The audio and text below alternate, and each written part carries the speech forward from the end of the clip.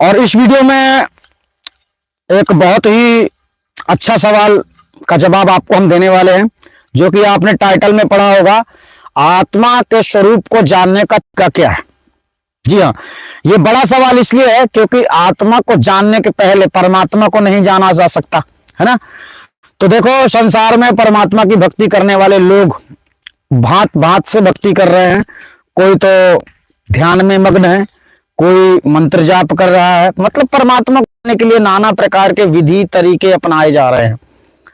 लेकिन सत्य क्या है, ये जब तक आप लोगों को पता नहीं होगा तब तक आपका कल्याण नहीं होगा, यानी मोक्ष नहीं होगा, आप कितना भी परिश्रम करते रहें। तो चलिए इस सवाल को हम समझते हैं, पहले सवाल को समझते हैं। और देखो, सदगुरु कबीर साहब ने अपनी वास्तविक वाणियों में आपके हर सवाल का जवाब दिया है। फर्क ये है कि आप लोग परमात्मा के यानी सदगुरु कबीर साहब की उन वाणियों तक पहुंचे नहीं। आपको उन लोगों ने ऐसी वाणियां आपको बताई नहीं कि आप लोग धोखे से बाहर निकल जाएं। यानी आप लोगों को ऐसी पुस्तकें पढ़ाई गई जिन पुस्तकों का ज्ञान फेक है, यानी कि नाम तो कबीर का लेते हैं लेकिन वो कबीर के नाम के ग्रंथ बनाए गए हैं, पर वो कबीर के ग्रंथ नहीं है वास्तविक। क्योंकि अगर कबीर के नाम के वो ग्रंथ सही होते, कबीर की वाणियां उनमें सही होती, तो जो कबीर की असली वाणियां हैं वो कैसे गलत हो जाती। तो यहां यही चल रहा है कि जिसने जिसे सही मान लिया उसी पर दौड़ रहा है, ठीक है। तो आपको सही लाइन पे दौड़ना, अगर आप गलत लाइन पे दौड़ेंगे तो आपको परमात्मा की भक्ति करने का कोई फायदा नहीं होगा।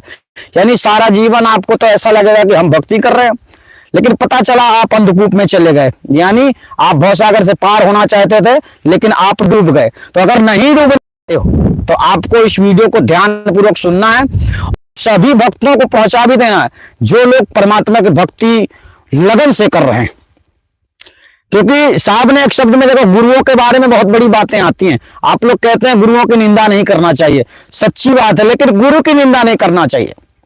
धोखेबाज गुरुओं को जूता भी मार सकते हो आप, कोई पाप नहीं लगता।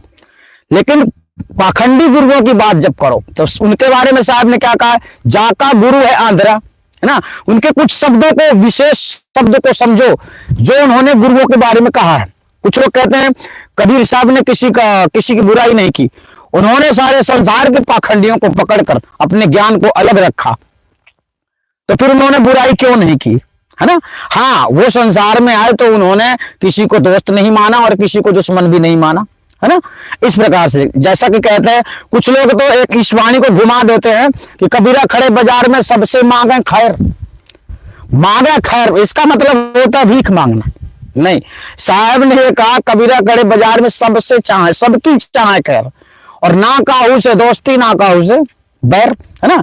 तो ये समझना। तो उन्होंने इसी प्रकार से हम जो आप लोगों को बतलाएंगे हमारा निष्पक्ष ज्ञान है, यानी हम सदगुरु कबीर साहब का पक्ष नहीं ले रहे हैं। उनके ज्ञान में वो कड़वी सच्चाई हमें प्राप्त हुई, उनके ज्ञान में वो हकीकत जानकारी है जो हकीकत अन्य ग्रंथों में नहीं पाई जाती है। केवल अन्य ग्रंथों में बातें ही मिलती हैं, हकीकत वर्तमान में कुछ नहीं पाया जाता। जैसे कि साहब ने कहा कि आत्मा परमात्मा को दर्शन करवाने वाला सच्चा गुरु होता है, तो अब सच्चा गुरु आपको मिल नहीं रहा है, इसलिए आपको ज्ञान नहीं मिल रहा है। 15 साल हो गए, 10 साल हो गए, 35 साल हो गए, आपका जन्म निकल गया, आप मरने की कतार में आ गए हैं, फिर भी आप भक्ति अभी भी कर रहे हैं। मतलब भक्ति वहां से खत्म हो जाती है जहां से आपको ज्ञान हो जाता है। तो आपको ऐसा गुरु मिलता है कि ज्ञान तो होता नहीं है। तो जब ज्ञान नहीं होता तो तुम्हारी भक्ति खत्म नहीं होगी। इस जन्म में करते रहोगे, फिर अगले जन्म में भी भक्ति करोगे, फिर अगले जन्म में भी करते रहोगे। जब तक पाखंडी गुरुओं की शरण आप लेते रहोगे तब तक आप भरमते रहोगे। मतलब छूटना चाहते हो इस भवसागर से, लेकिन आप नहीं छूट पाओगे क्योंकि आपकी अंतर्दृष्टि जो है वो बंद है। और हमारी आशा, हम आशा करते हैं कि आप लोग समझ जाएंगे, हम पूरी गहराई से समझाएंगे आपको। देखो, साहब ने कहा आत्म चीन परमात्म चीन संत कहावे सोए। ये बात कोई मतलब नई बात नहीं है, बहुत पुरानी बात है, बहुत सारे संतों के मुख से आपने सुना होगा, लेकिन क्या इसका सारा आपने समझा। आत्म चीन परमात्म चीन संत कहावे सोए, यह वेद काया से न्यारा जाने बिरला को, या फिर इसी में लगा सकते हो बूझे बिरला कोई, है ना। तो चलो इस शब्द को पहले ठीक से समझो। आत्म मतलब संत कौन होता है इस संसार में। इस संसार में संत आप लोग उसको मानते हैं जो वेद शास्त्रों का मंथन कर रहा है, उसी में घूम रहा है, आप उसे संत समझते हैं, है ना। कितने साधु महात्मा तो राजनीति में चल रहे हैं, कितने समाज नीति में चल रहे हैं, लेकिन संत की दिशा क्या है, संत का दशा क्या है, संत की स्थिति क्या होती है ना।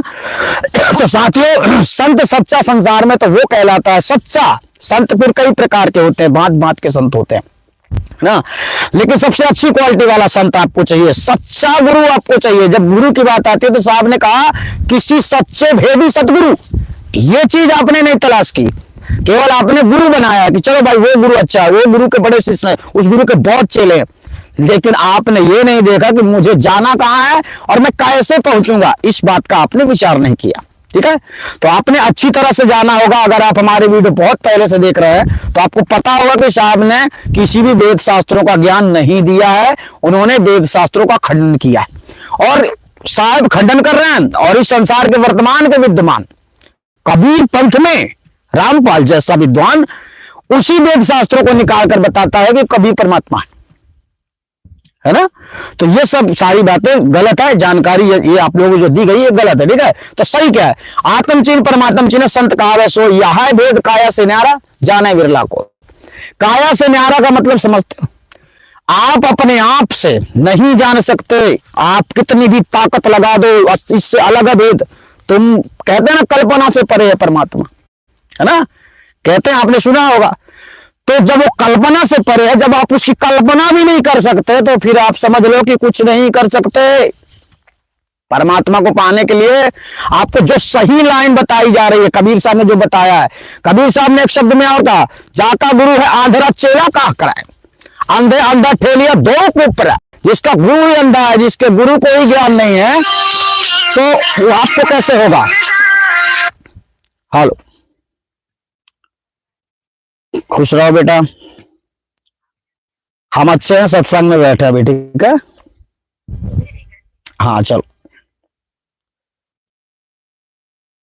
हाँ तो हम कहा थे, मतलब कहने का है कि जाका गुरु है आंध्रा चेला कहा करा, अंधे अंधा ठेलिया बेवकूफ पड़ा है। तो यानी कि जब गुरु ही अंधा, गुरु को ही ज्ञान नहीं है, तो इसी प्रकार से अज्ञानतावश आप भी उस पर मोहित हो जाते हैं। आपको ऐसा लगता है कि अब 10 साल हमने इस गुरु के साथ व्यतीत कर दिए, तो आपको गुरु से प्रेम हो जाता है, स्नेह हो जाता है, फिर आपको सही झूठ का फिर पता नहीं चलता, आप सर्च नहीं करते, ठीक है, आप खोजते नहीं हो, तो आप क्या करते हो, पक्षपाती संसार में बहुत है। ज्ञान निष्पक्ष होता है, आपको सत्य की ओर जाना, अगर मोक्ष प्राप्त करना है तो बातों की बनी बतंगड़ में नहीं चलना है आपको, ठीक है। तो मतलब आपको सही गुरु पकड़ना। तो अब देखो एक शब्द और लेते हैं, वस्तु कहीं, समझना, अब वस्तु की बात आ गई, वस्तु कहीं खोजे कहीं वस्तु ना आवे हाथ, वेदी गुरु को साधले वस्तु हाथ की हाथ। इसको डायरेक्ट समझ लो, सीधा सीधा समझो इसको, वेदी गुरु को साधले वस्तु हाथ की हाथ। जो जानता है ऐसे गुरु को पकड़ो, वो तुम्हें बता देगा और वो तुम्हें मिल जाएगा, बात खत्म। आदि पता होगा कि 3 सेकंड के अंदर आत्मा परमात्मा का स्वरूप ज्ञान होता है, लेकिन आदि अनादि मुक्ति पाया गया, क्योंकि बात वही है, भेदी गुरु को साध ले वस्तु हाथ के हाथ। अगर तुम्हें सच्चा गुरु मिल गया है तो सच्चा ज्ञान देना गुरु का काम हो, जितनी समय चाहेगा उतनी समय तुम्हें आत्मा परमात्मा का ज्ञान हो जाएगा, और जितनी समय तुम्हें आत्मा परमात्मा का ज्ञान हो जाएगा उतनी समय से आप लोगों को कोई आडंबर, कोई साधना, कोई विधि, कोई तरीका करने की आवश्यकता नहीं होती है, ठीक है। तो जो तरीका पूछ रहे हैं लोग कि आत्मा के स्वरूप को कैसे जान सकते हैं, आत्मा को जानने का तरीका कहते हैं, इसके लिए एक ही रास्ता आपके पास, अगर आपका सच्चा गुरु है, गुरु के बताए मार्ग में चलो। जब गुरु आप पर प्रसन्न हो जाएगा, जब गुरु आपसे खुश हो जाएगा, उसी वक्त आपको गुरु आत्म स्वरूप ज्ञान करवा देगा। जैसे ही आप आत्मा को जानेंगे कि आत्मा का स्वरूप कैसा होता है, ठीक वैसा ही आपको समझ लेना है कि परमात्मा भी ऐसा ही है, ठीक है। यहां आपको समझना, दूसरा कोई तरीका संसार में नहीं है, क्योंकि तुम्हें खुद को जानना है, ये समझना। अब खुद को जानने के लिए तुम आत्मा की आंखें तो है नहीं, है ना, तो आत्मा को ज्ञान कैसे होता है, शब्द से।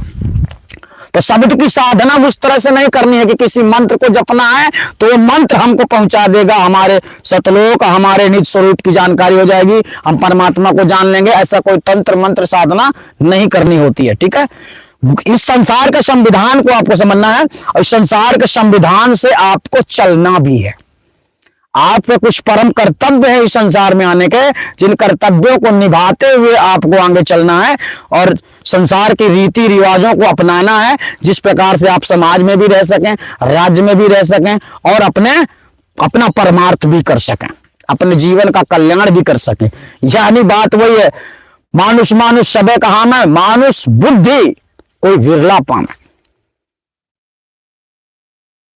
तो मनुष्य की तरह जब आप हो जाओगे, जब आप मानवता को समझोगे, अपने निज कर्तव्यों को समझोगे, अपने निज धर्म को समझोगे, तब कहलाएगी आपकी साधना। यह सब ड्रामा है, दिया लगाना, अगरबत्ती जलाना, फल फ्रूट चढ़ाना, ये सब ड्रामा, एक दिखावा है। इससे परमात्मा का ज्ञान नहीं होता। परमात्मा ना तो आपसे नाराज है और ना वो आपसे कभी प्रसन्न होता, ना तो उसके लिए आप कुछ कर सकते, ना तो वो आपसे दूर गया है ना। आपसे वो दूर नहीं है कि आप उसको खोज रहे हैं, बुला रहे हैं। आपको आपकी गलती ऐसी नहीं हुई है कि आप उनसे क्षमा मांग रहे हैं कि इन मंत्रों के द्वारा, और किसी मंत्रों में इतना पावर नहीं है कि परमात्मा तक जाए। परमात्मा का कोई नाम ही नहीं है, ये भी समझना आपको।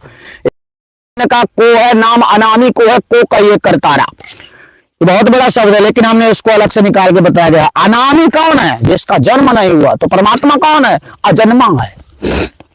परमात्मा शब्द कौन है? अजन्मा है और सर्वव्यापी है। उसके कई तरह की मतलब प्रामाणिकताएं हैं। वो चलायमान नहीं है, जब वो चलता ही फिरता नहीं है, वो सुनता नहीं है, है? साहब ने एक शब्द में नहीं कहा, ना मैं धर्मी ना ही अधर्मी, ना जाति ना कामी हो, ना मैं कहता ना मैं सुनता, ना सेवक ना स्वामी हो। समझो, अभी सदूर कबीर साहब की प्रचलित वाणियों पे चलिए आप।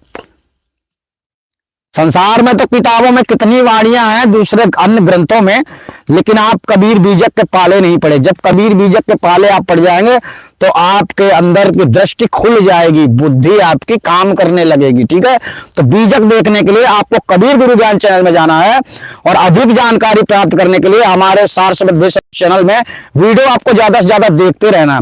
अगर आपका भी कोई सवाल है जो कि दुर्लभ है, कठिन है, आपके समझ में नहीं आ रहा है, तो आप भी सवाल व्हाट्सएप पे कर सकते हैं, जो नंबर हमेशा दिया जाता है हमारा, और उसी नंबर पे सवाल करेंगे तो आपका भी जवाब किसी न किसी दिन आपके सवाल के हिसाब से वीडियो बनकर आ जाएगा। तो आप समझ गए होंगे कि आत्मा को जानने का एक ही तरीका है, केवल सच्चा गुरु बनाओ, सच्चे गुरु के बताए मार्ग पे चलो।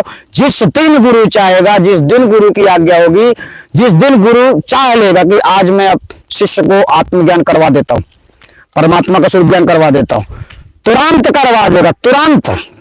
और उस समय से किसी भी प्रकार का नाम जप, ध्यान, विधि, साधना कुछ नहीं करना, केवल उस स्वरूप को जानकर उसका चिंतन करना है, केवल उसमें रमण होना है। क्योंकि जिस चीज को आप जान गए, मान लीजिए आपके पास मोबाइल नहीं होगा तो मोबाइल लेने के लिए आप परिश्रम करेंगे, घोर परिश्रम करेंगे। जब ले लेंगे मोबाइल तो मोबाइल फिर लेने के लिए तो परिश्रम नहीं करेंगे, फिर तो उसका यूज करेंगे, है ना। तो इसी प्रकार से परमात्मा के आगे तो कुछ है नहीं। तो जब आप परमात्मा को जान लेंगे तो फिर साधना क्या?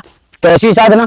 तो मरते दम तक तुम लोगों के साथ केवल धोखाधड़ी हो रहा है, मरते दम तक धोखाधड़ी होगा अगर आप पाखंडी गुरुओं के शरण में रहेंगे। तो अच्छा होगा कि आप आदि अनादि मुक्ति पंथ में थोड़ी कड़े नियम जरूर हैं। और हाँ, अभी दिसंबर में ही खत्म होते ही 1 जनवरी को नियम चेंज हो जाएंगे। यहाँ के नियम हर वर्ष चेंज होते हैं और चेंज जब होता है तो फीस भी बढ़ जाती है, ये ध्यान रखना।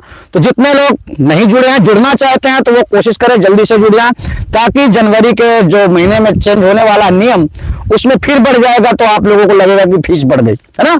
तो यहाँ का जो नियम है उसे कोई तोड़ नहीं सकता, क्योंकि आपके जीवन का, आपके जिंदगी का मतलब सवाल है। खेलवाड़ नहीं है भक्ति। भक्ति में लगन लगानी होती है, भक्ति में तो तन मन धन से भक्ति करनी होती है।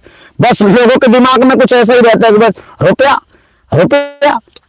तो ऐसा नहीं सोचना है, आपको कर्तव्य करना है, आपको जवाब देना होगा ना कि मैंने क्या किया, तुमने परमात्मा के लिए क्या किया, क्या कर सकते हो। ये जांच पड़ताल जारी है आदि अनादि मुक्ति पंथ में। तो साबित करो कि तुम भक्त हो और परमात्मा तुमसे दूर नहीं है, क्षण में मिल सकता है। जब आदि अनादि मुक्ति पंथ का गुरु चाहेगा तब आप लोगों को दर्शन करवा देगा। हालांकि नियम के अनुसार ही आपको दर्शन होंगे। तो आप समझ गए होंगे कि आत्मा का जानकारी, आत्मा का जो परिचय होता है वो कैसे होता है, गुरु के द्वारा होता है, दूसरा कोई रास्ता नहीं है। तो अब सब हम आपसे फिर मिलेंगे, तब तक के लिए धन्यवाद। आप सभी अपना ख्याल रखना। नमस्कार।